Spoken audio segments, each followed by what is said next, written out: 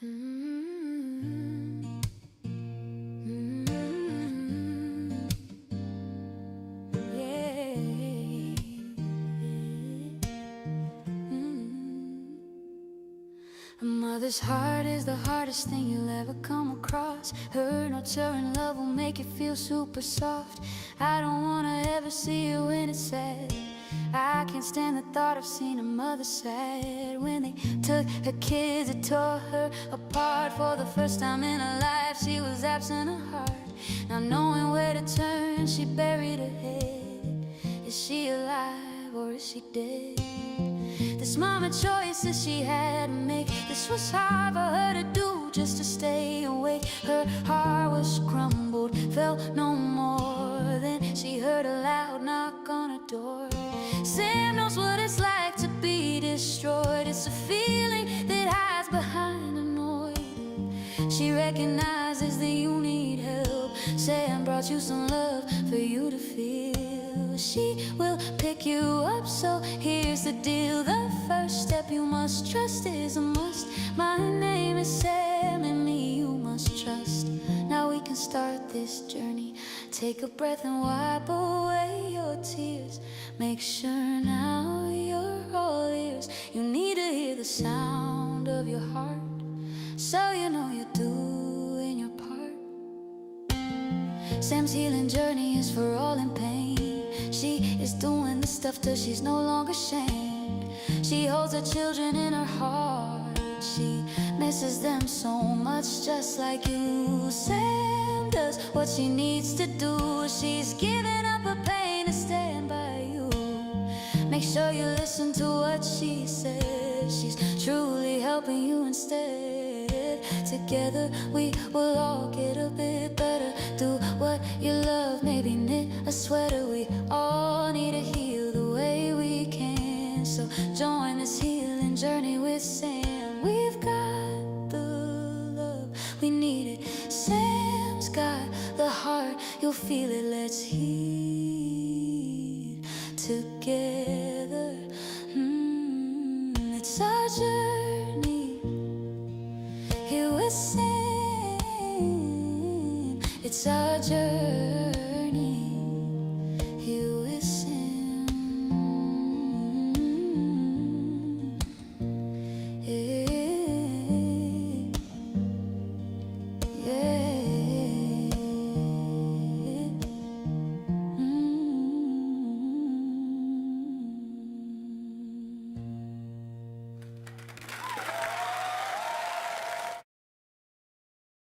Parents who've lost time with their children carry a unique kind of pain.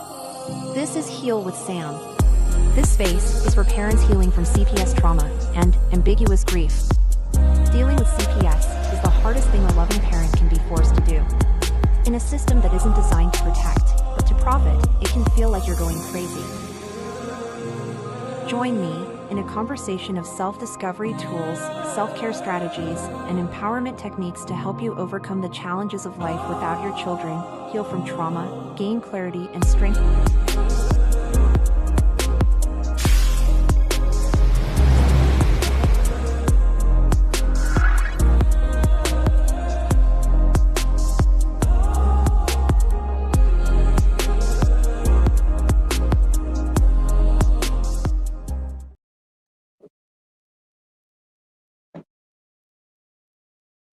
Hello.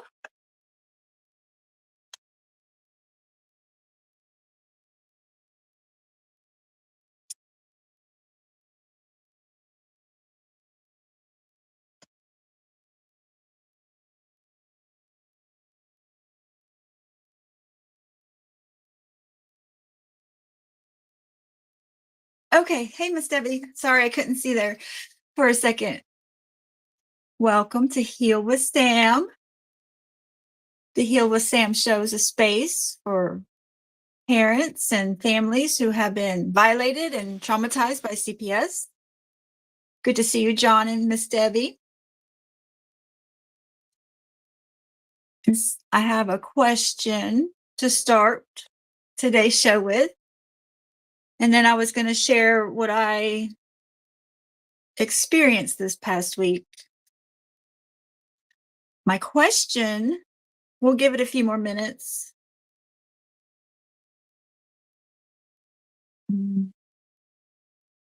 I was thinking of my feeling word for today. I welcome you to put in your feeling word.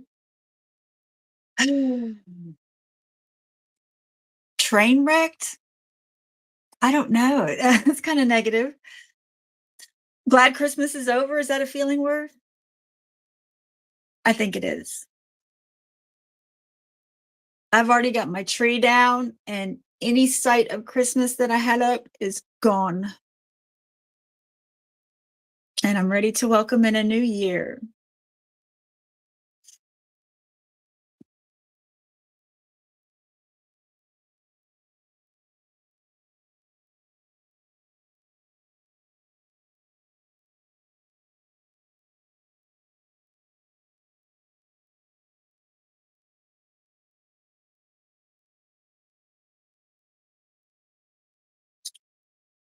I'm going to hold off on my question, and I'll go ahead and start what I experienced this past week. Oh, well, I said where we were. This is the Heal with Sam show for parents violated and traumatized by CPS, and why you should listen to me. Because I'm a mom who overcame her children being removed from her arms, and then the next day at a shelter hearing, removed from her life. I overcame my children being placed with my abuser for 2 years while I got my own place. Anticipation for what, John?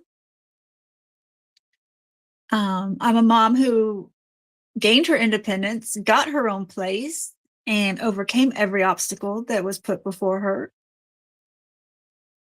And I'm a mom who has survived a termination of parental rights. So I have the lived experience that many of you have, unfortunately. And I'm still here, and I'm still healing. And so, welcome to Heal with Sam. Anticipation with an exclamation mark. It must be anticipation for good things to come. I felt excitement with that energy. Miss Debbie, I did have a good Christmas, I guess. I have family next door that I got to have a nice dinner with, and it was very nice. But glad it's over. I hope you had a good Christmas as well. You and Chris and John.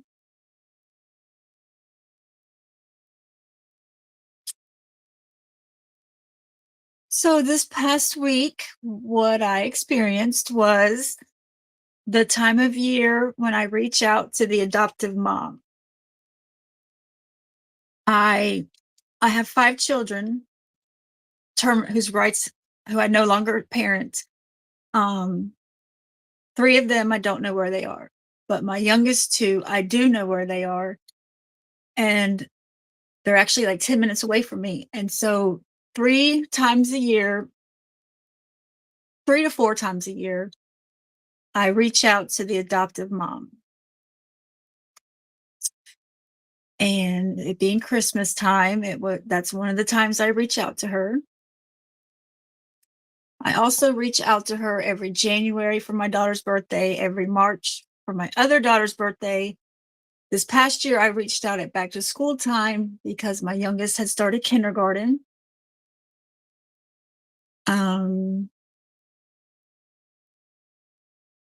Last August was the first time in 3 years that the adoptive mom responded back. She has ignored me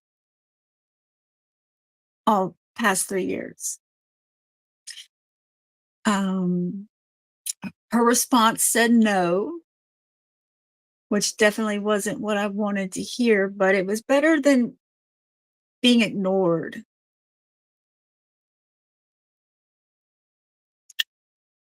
No due process in 2025. 2026 has got to be better than 2025. I'm convinced.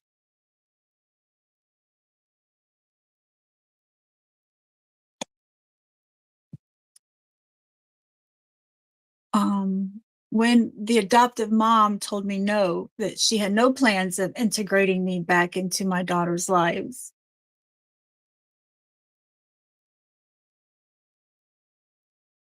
My response was, "Thank you for responding."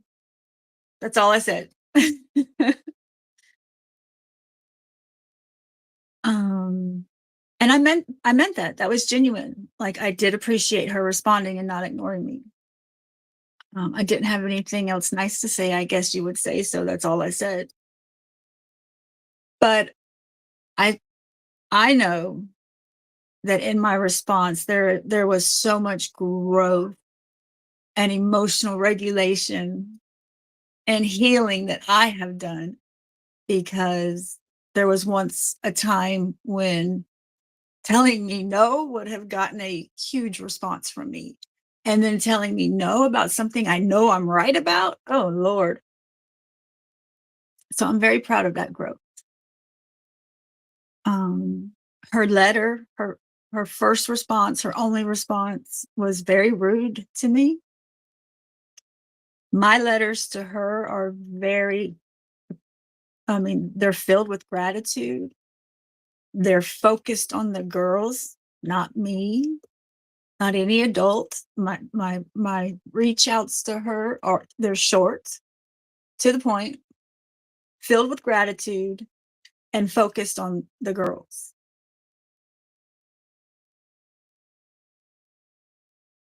I'm like speechless that she tells me no.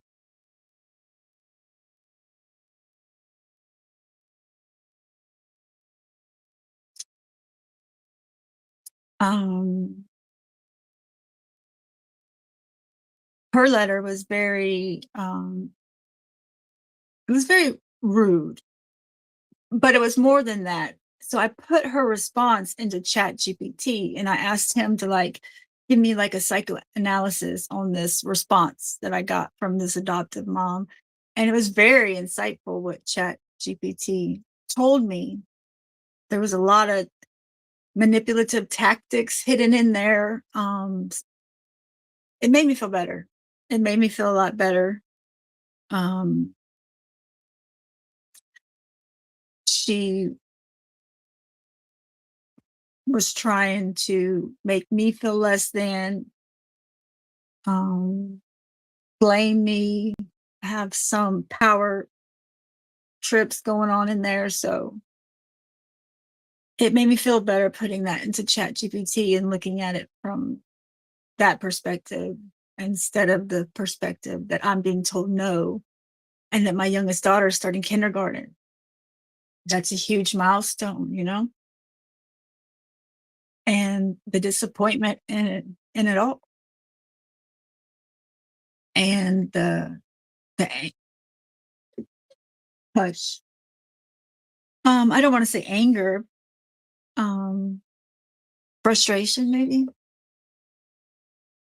Frustration that this person has taken on a role to raise my daughters for me. And in doing so, I feel like she has taken on the responsibility of doing what's best for them. And there's just no convincing me that mothers aren't what's best for children.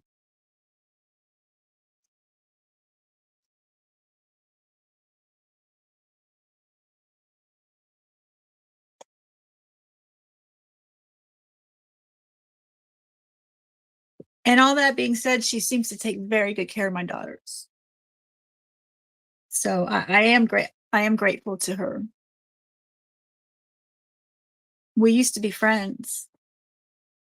She was the maid of honor in my wedding, and I was the maid of honor in her wedding. So it's even more crazy to me the way she treats me. We've known each other for 25 years. I know her family, she knows my family. Like, we used to be very close. So the whole thing is very odd to me. But she told me no in August.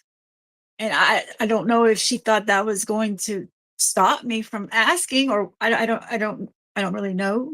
But I have no intentions of stop asking. I'm going to ask 3 to 4 times a year until we can come to a different, so so solution.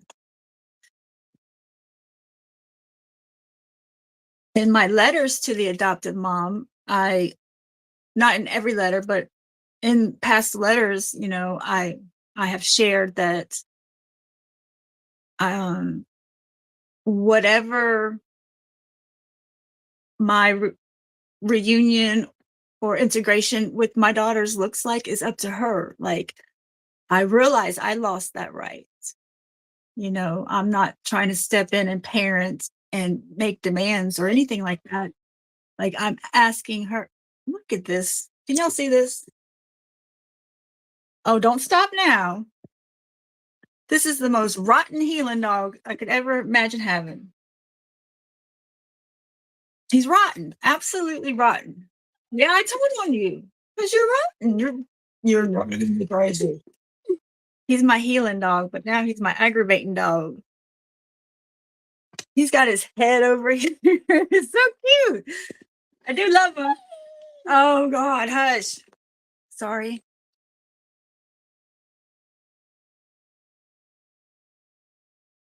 So the growth, the growth in me being able to,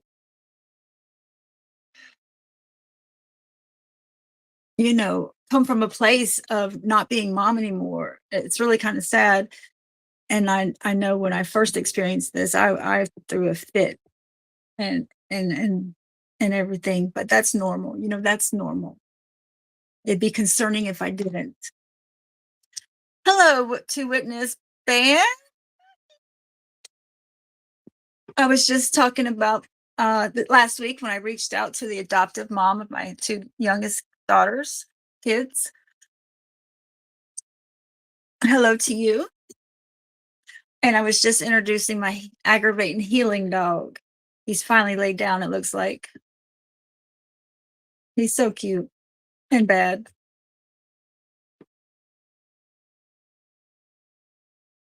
Okay, I think it's adjusted. Okay, so um these letters to the adoptive mom, I put so much thought into them, and I put even more thought into them. And I'm not trying to be right, I'm trying to be effective. I'm putting myself in her shoes, trying to accommodate her feelings while still focusing on my daughters and what I believe is what's best for them, which is to have some sort of contact, communication, connection with their mother. And it's fully up to her how that looks. Like, I realize that I've lost that right to make the decisions and make the calls and things like that. Um, and so me approaching her, I feel like I've done it absolutely appropriately. You know, what I think, oh, he is a gorgeous dog. Thank you. He is a black lab, 90 pounds, almost 2 years old. Thank you.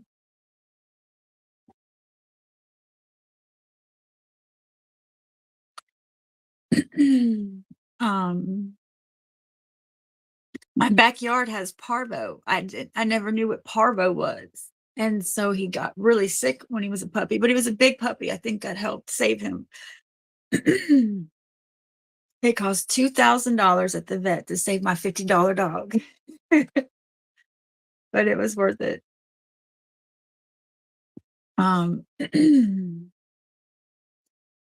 what I feel like should happen, but Lord knows the world doesn't go by the way I think things should. And actually, because of what I'm fixing to share, my last letter to her last week, I I used a different approach with the adoptive mom. I didn't ask for that direct reunion in some type of way with my daughters. I left that part out, and I replaced it with her and I communicating. her and I slowly building trust. That's how I see it going, because I realize it's not going to go my way. My way would be I jump right in or they come right over. So I realized that I have to gain the adoptive mom's trust, my old friend's trust. I'm willing to do anything. I'm willing to do anything she wants me to. So it seems to me two normal, rational adults who care and love the same two little girls. I do feel and believe she loves my daughters. I do. I definitely believe that. So it seems like she and I should communicate. She should give me updates on my daughters. I know nothing about them. I don't know how they're doing in school. I don't know what they like, don't like, if they have friends, if they're in extracurricular activities, if they go to church. I know nothing. And so it seems to me that we would start communicating and building trust and a rapport with each other. And she could start filling me in on things. And then at some point, introduce the girls to what she and I have built. Now, I've never done this before. I have no idea if that's the right way or if that's a delusional way or if that's the wrong way. I have no idea. I've never done this, but I've put a lot of thought into it. And to me, that seems like the most rational, effective way for everybody to do it. But she said no.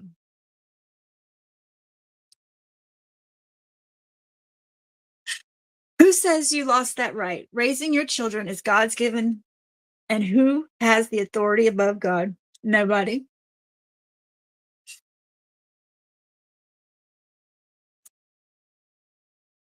I personally wouldn't mess with what God has put together. I I would I know never to say never, but if I had someone else's child in my care, I would go out of my way to arrange for them to have time with their biological mom, especially if that biological mom was reaching out to me. Like I would never, like at the end of the day, that's not your child. Those aren't your girls. They're mine, like, but I can only share that with y'all. I would never be like that. But it is the truth, isn't it, John?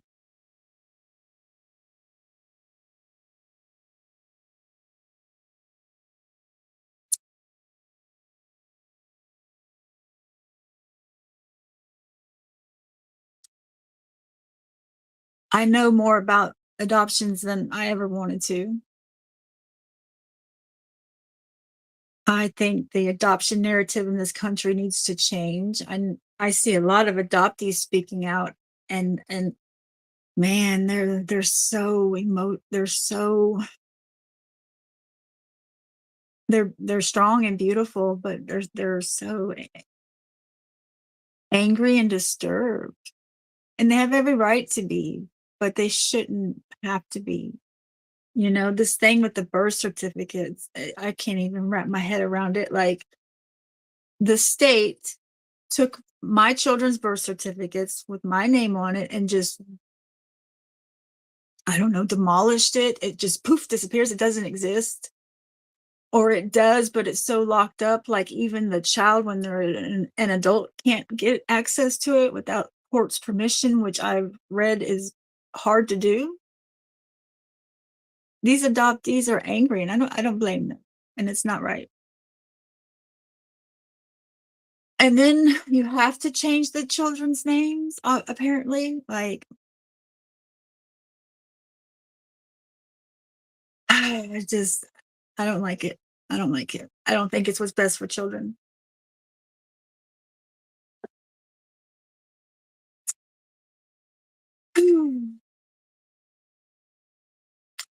I think that's all on that topic.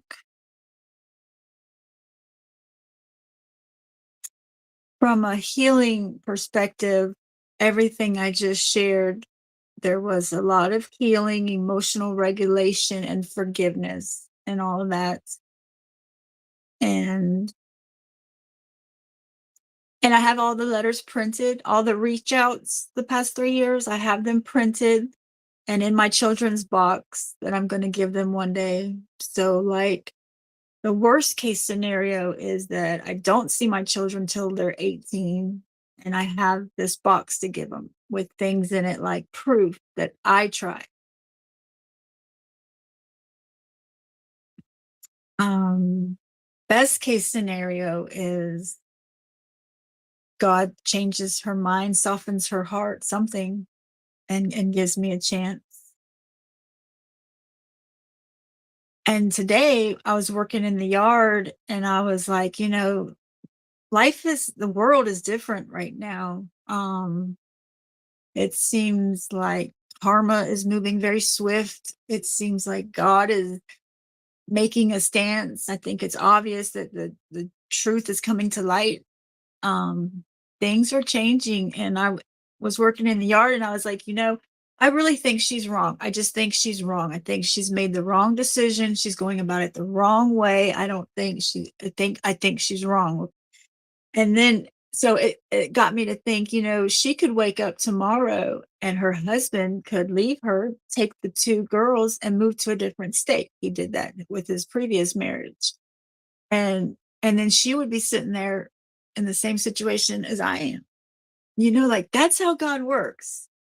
And I'm not wishing that on anyone, but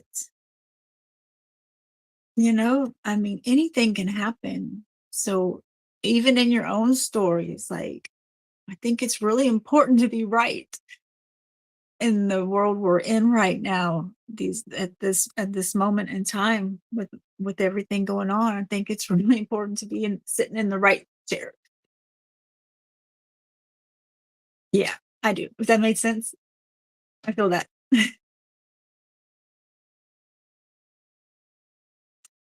Um, the birth certificate thing is being done here. It happened to a friend that I know from.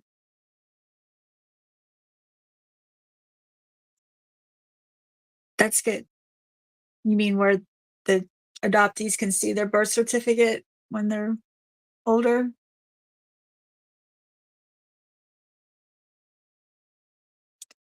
To me, that's just common sense.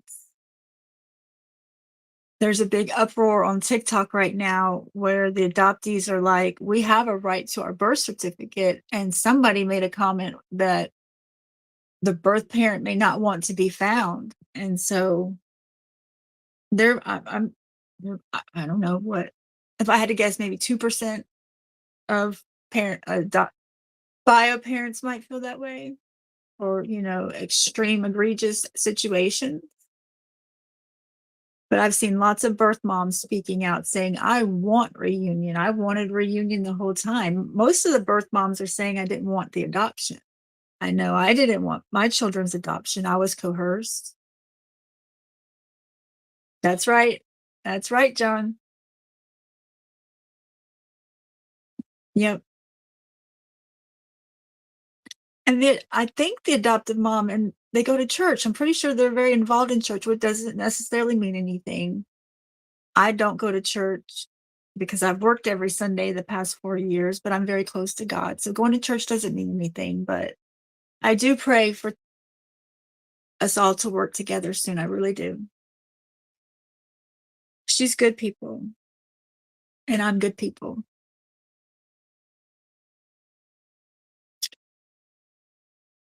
Uh, yeah, all that needs to be exposed.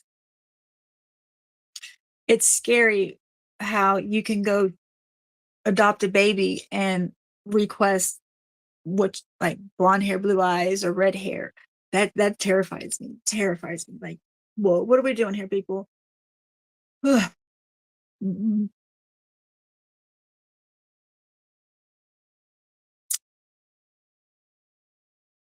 And I strongly feel that foster parents shouldn't be allowed to adopt.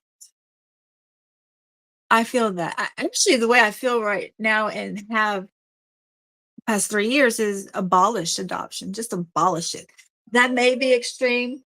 I don't care. I feel that way right now. I'm allowed to change my mind one day, but I'm also allowed to feel that way today. Abolish adoption. Unless the child's an orphan. That's my stance right now.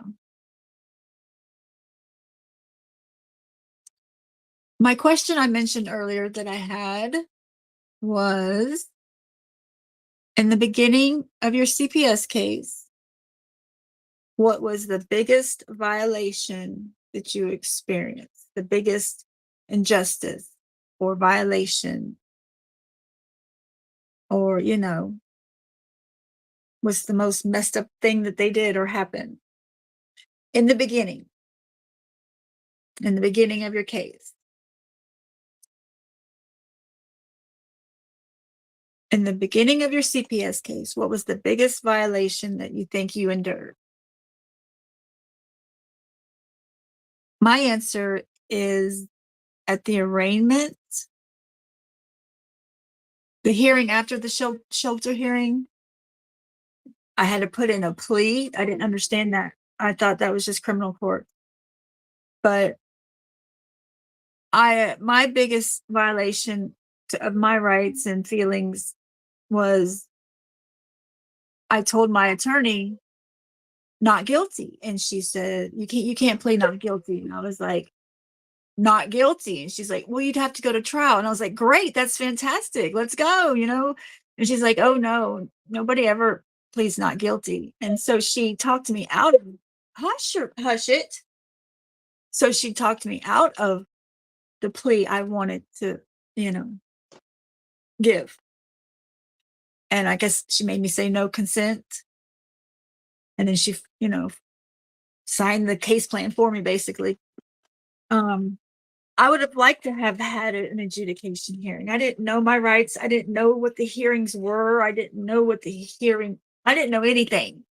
My lawyer didn't inform me of anything. So knowing what I know now, I wish that I would have said not guilty, and I wish I would have had my trial, and I wish I would have had a lawyer who actually defended me and presented, a defense and everything for me.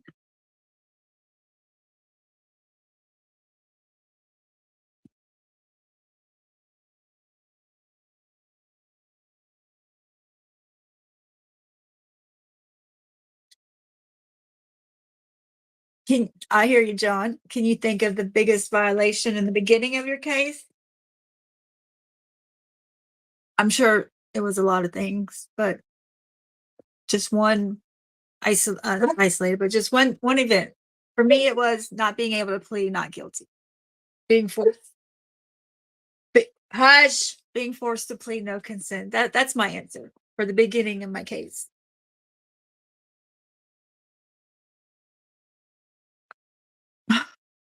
It is not playtime, dog.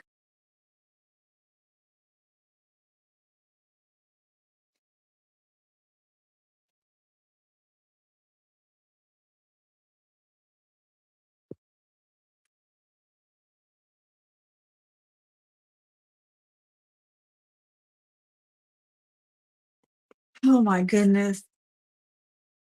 You are too much. You're too much. There's a book, Your Dog Mirrors You. My dog's nothing like me. Center of attention, needing, what? Get down. I love you. I love you. I love you. I love you. Now go. Go. Go. I'm going to lock you out next time.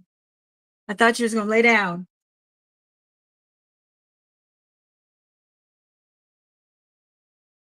My dog is a free spirit, non-listening, loving, great dog. So that describes me. I don't listen. I'm a free spirit. I got to be in the middle of everything. Oh my God. I love you too. I love you too. Yes, I do. You're 90 pounds. You're not a lap dog.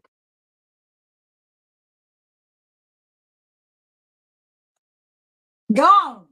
Gone for real. Go. Okay. Um, we got 35 minutes. When I was the biggest one is their use of the bill of attainder.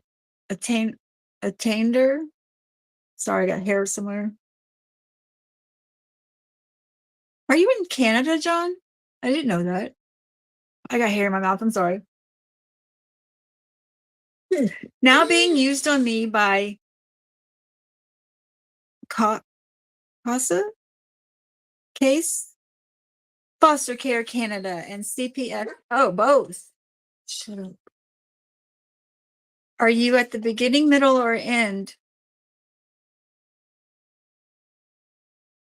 Or appeal?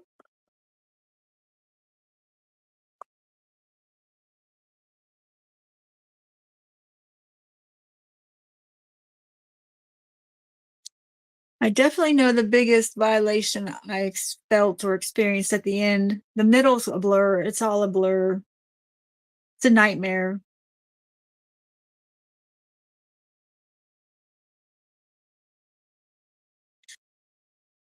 I've learned a lot. Well, not a lot. I've learned a shift in how the system works. I learned recently, kind of, you know how parents say it's a setup for failure, and that's a real feeling. I've kind of learned recently why it feels that way. Um, and I don't want to get into all that tonight. But I understand now that, the system is a risk management system, and feelings and emotions and love and things like that that are human, that they don't matter. They can actually work against you. It's a very computerized risk, like, I don't know another word, risk management system. And so I can accept that, not that anybody cares, but I can accept that. What really bothers me about that is that the caseworkers are having to make their observations and assessments and their inputs into the system at the beginning, you know, which I understand they wouldn't do that at the end, but it just really bothers me how they're doing this at the beginning when a parent has just experienced the removal of their child. CPS doesn't give them any compassion, kindness, understanding, or a grace period, or like an adjustment phase, like they don't give the parent that. They immediately start, I say judging. What I read said assessing parents. And it's just it's not it's inhumane, it's cold, it's heartless, it's evil, like I don't like it. I don't like it. Um, the first 3 or 4 months after my children's removal, I was a angry, hot, emotional mess, and I had every right to be that way. Every right to be that way. Like, if I wasn't that way, really, that's what should raise the red flags in my eyes and any other person with a soul and heart, like, hello. So I just recently learned how being overwhelmed can be seen as,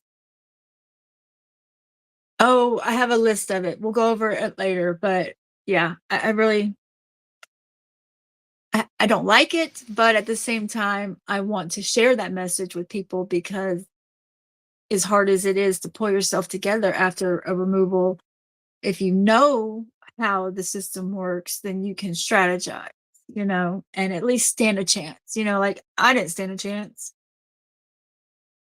And for the parent who even knows this information, they do stand a chance, but there's definitely no guarantee. Not in our child's welfare system.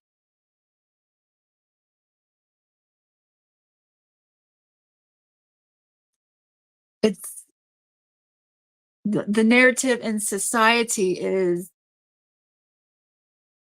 a parent loses their children, gets a case plan, completes the case plan, and then gets their kids back. And that's not how it works. Like, I completed my case plan, I still had a TPR.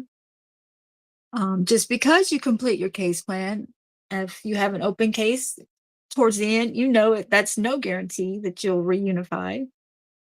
What I hear most commonly for a while now is that once a parent does complete their case plan, they just add more tasks to it. So society's narrative is so inaccurate of the truth. And I hope for that to change one day, like very soon.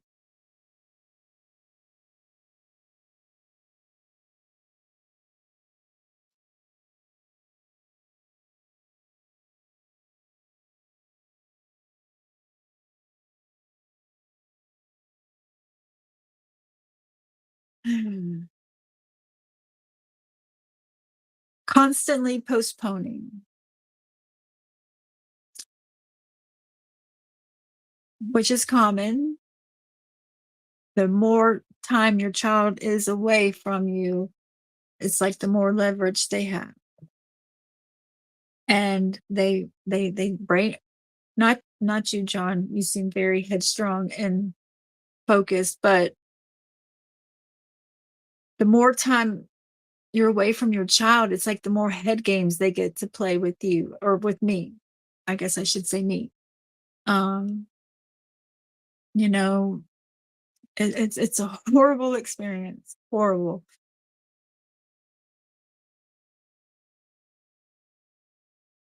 Well, I hope that you do. Keep me posted.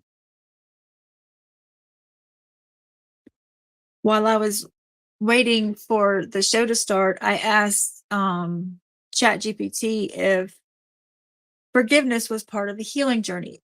It was part of mine. But, everyone's different. So ChatGPT's response was forgiveness can be part of a healing journey, but it's not a requirement. Here's the truth most people don't say out loud. Forgiveness is a result of healing, not the starting point. And I was like, oh, yeah, I did it backwards, but that makes sense. You heal or come far on your healing journey, and as a result of that, forgiveness happens. And so that makes sense. Forgiveness was actually at the beginning of my healing journey. ChatGPT says healing usually looks like this: safety first, stabilizing your nervous system; two, truth telling, naming what really happened without minimizing; three, grief and anger, allowing the emotions to flow that you never allowed; four, meaning making, understanding how it impacted you; five, release, sometimes forgiveness, sometimes acceptance without forgiveness. Forgiveness often arrives naturally when the wound no longer controls you. When it's rushed, it becomes another form of self-abandonment.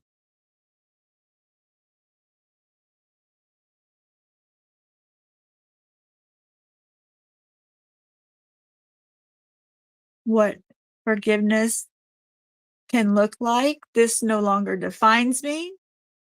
I don't need revenge to be free. I release carrying this pain in my body, and I choose peace over continued suffering.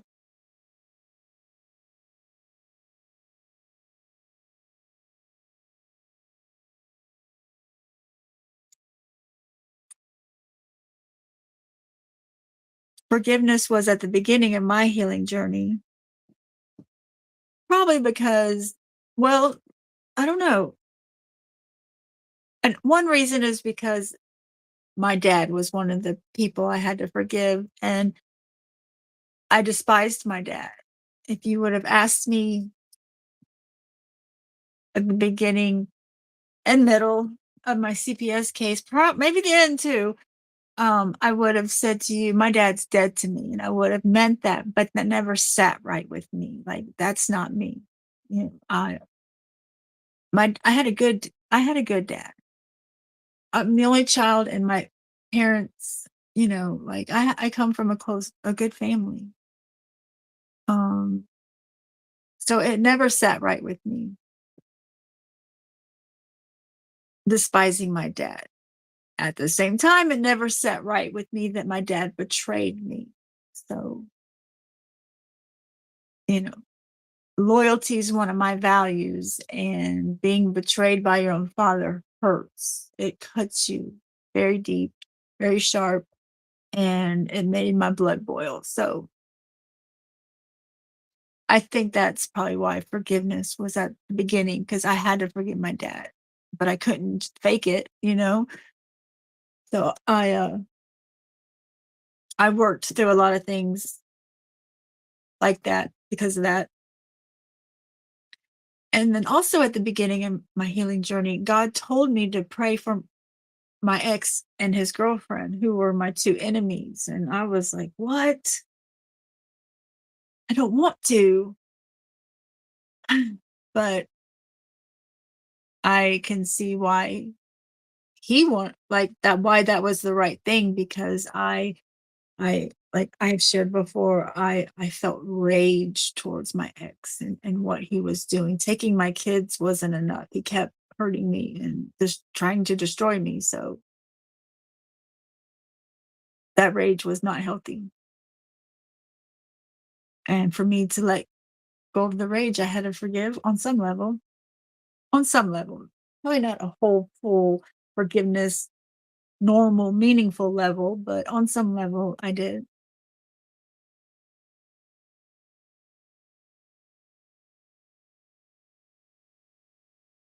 I have been learning the Bible and about God and Jesus from birth, but I have seen demons too, and more of the supernatural. And now I see how God has made my path ready from birth for all of this to be. I love that.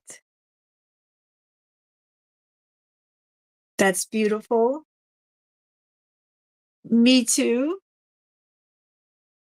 Um, that that warms my heart. That makes me happy for you, but at the same time, that also lets me know that you've overcame a lot of obstacles too.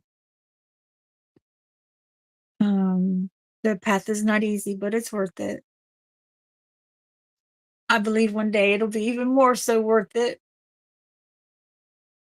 But as I sit here today, it's definitely not bad. I definitely have more to be grateful for than I do bitter. Um,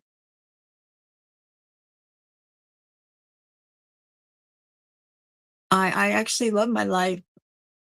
I just need my kids in it. I've achieved everything I've pretty much everything I've wanted to. I mean, I still have goals, but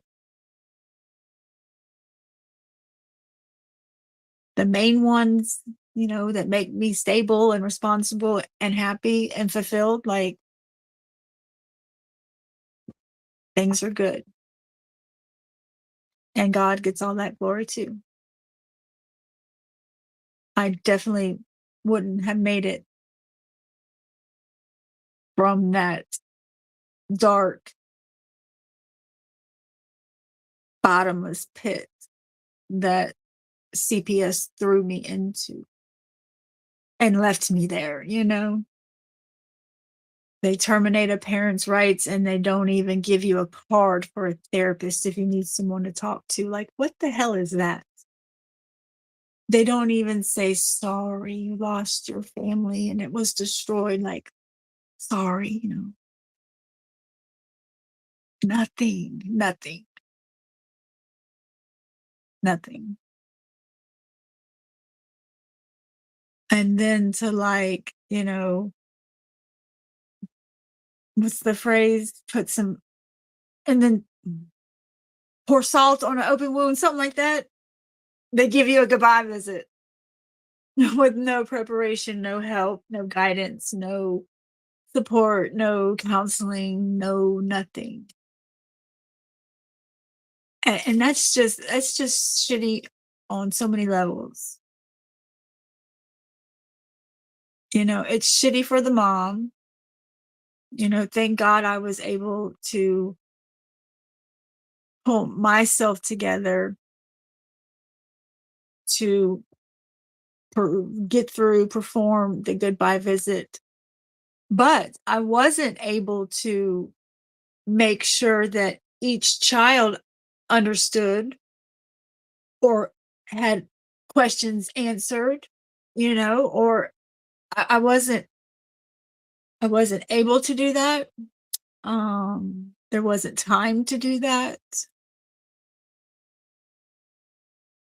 It was hard enough to get me through that. I felt like there should have been support for my kids to help us get through that, and there's not.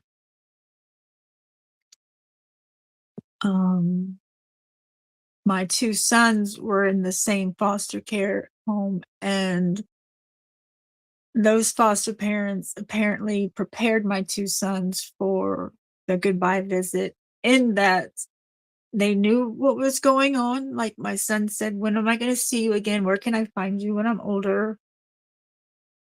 They had gifts for me. So though I don't know, the foster parents never did, which I have issues with that, but my sons were prepared to some degree, to some level. And then my visit with my three daughters, they had no clue what was going on, you know, and I wasn't prepared for that. So CPS sucks.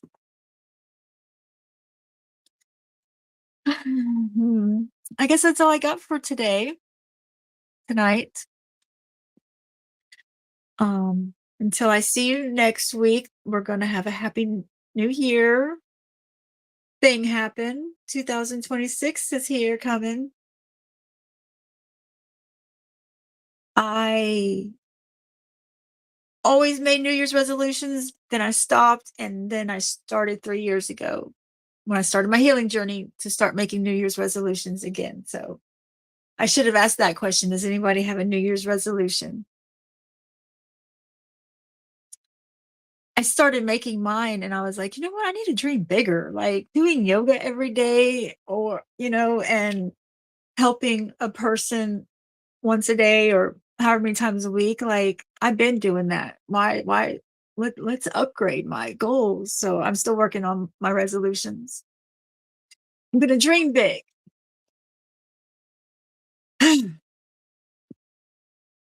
So happy new year to everyone. I won't see you until then. I hope your new year and new beginnings starts out with a bang and is everything you want it to be and more. A mother's heart is the hardest thing you'll ever come across. Her nurturing love will make you feel super soft. I don't wanna ever see you when it's sad. I can't stand the thought of seeing a mother sad. When they took her kids, it tore her apart. For the first time in her life, she was absent of heart. Not knowing where to turn, she buried her head. Is she alive or is she dead?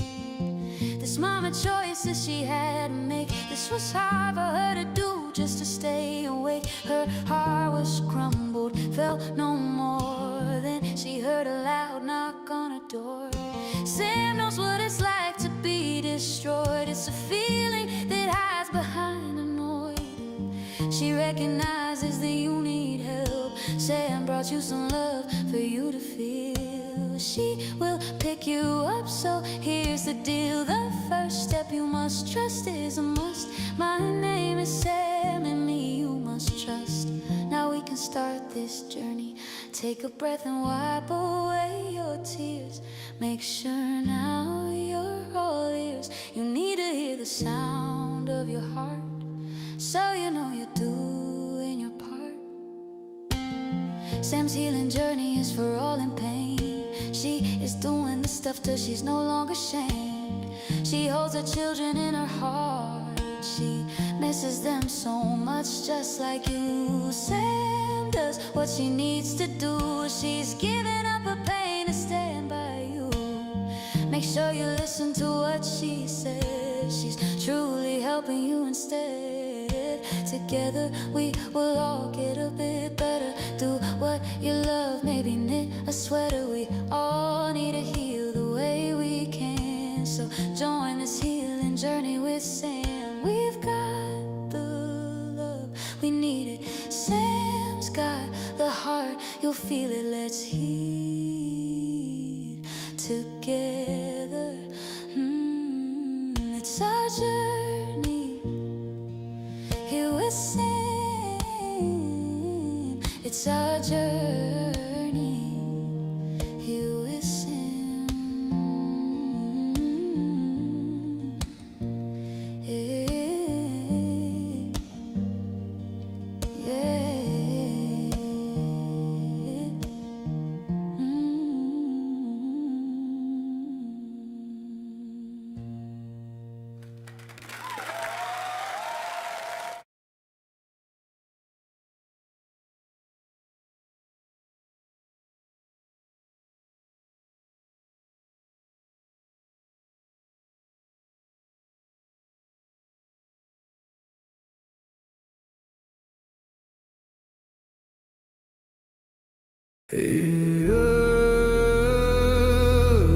They said don't fight the system.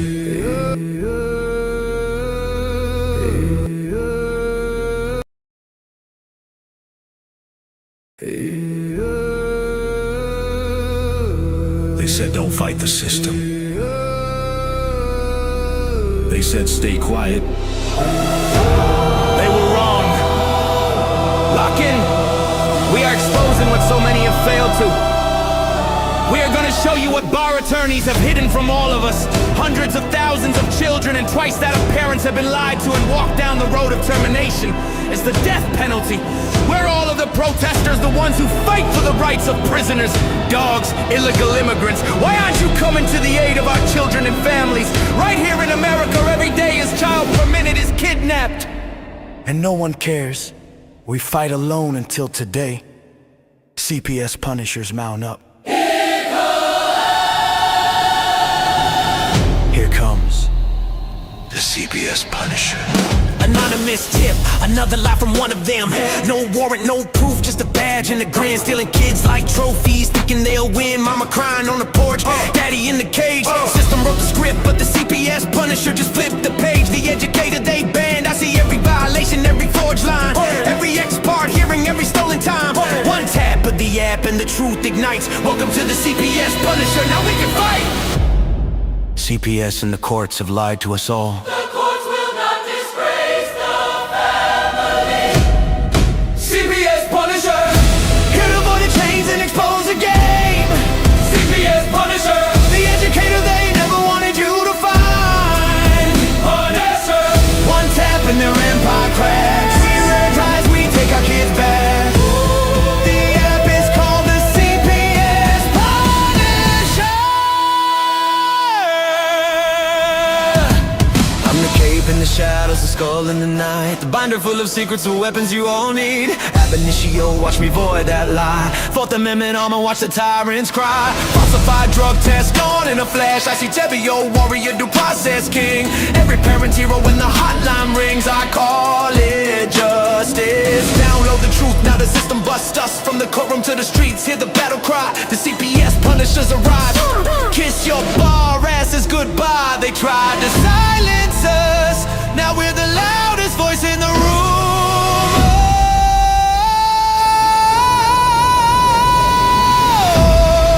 CPS Punisher, here to avoid the chains and expose the game. CPS Punisher, the educator they never wanted you to find. Punisher, the children never leave again. Families rise, we never look back. We now use the CPS Punisher.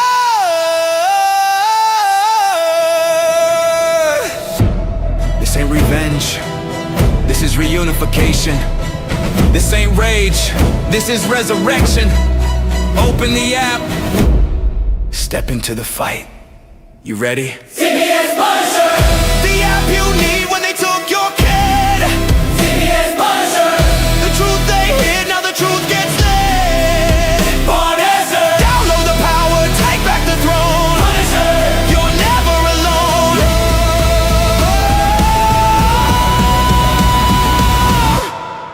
CPS Punisher. The educator they never wanted you to find. Void complete, family restored. The bar is finished, the Constitution will prevail. Judges do what's right. Treason is your penalty.